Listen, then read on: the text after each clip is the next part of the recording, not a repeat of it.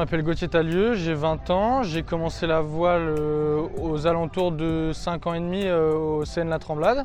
J'ai commencé d'abord par de l'optimiste, je passais un peu à la compétition. J'étais au centre d'entraînement à La Rochelle. Ensuite, je suis allé au pôle espoir de La Rochelle en 420. Avec Enzo Ballanger, on a commencé à bien performer. J'ai fait un peu de 470, un an. Donc c'était un support olympique. Et là maintenant, je fais du match racing et du Diam 24.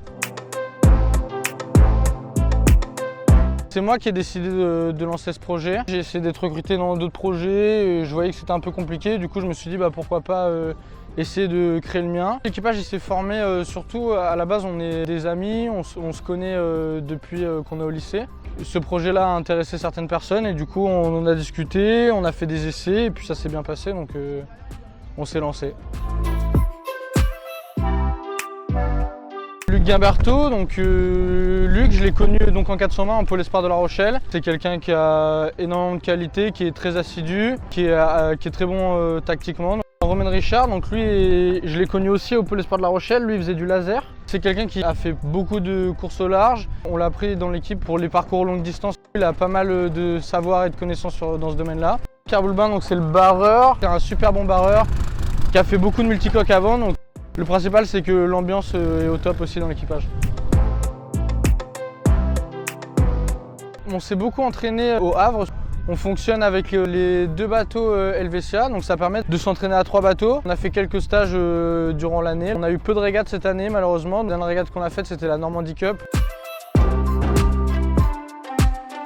C'est mon premier tour voile, donc j'y allais un peu sans a priori. Je savais pas trop à quoi m'attendre. Je savais que ça allait être long.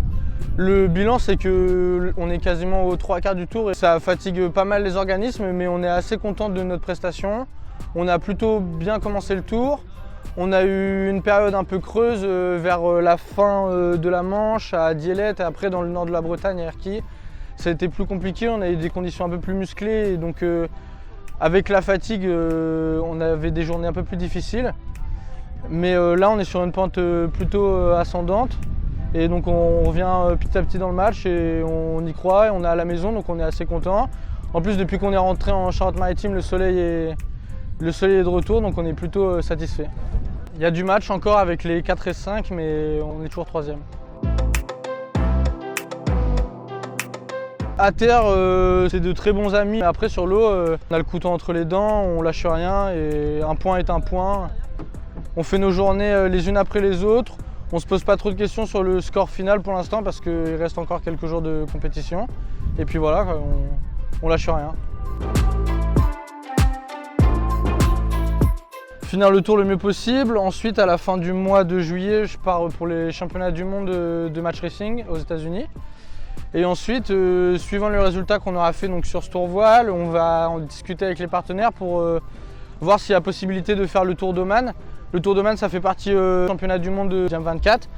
Et lui, il se déroule au mois de novembre-décembre.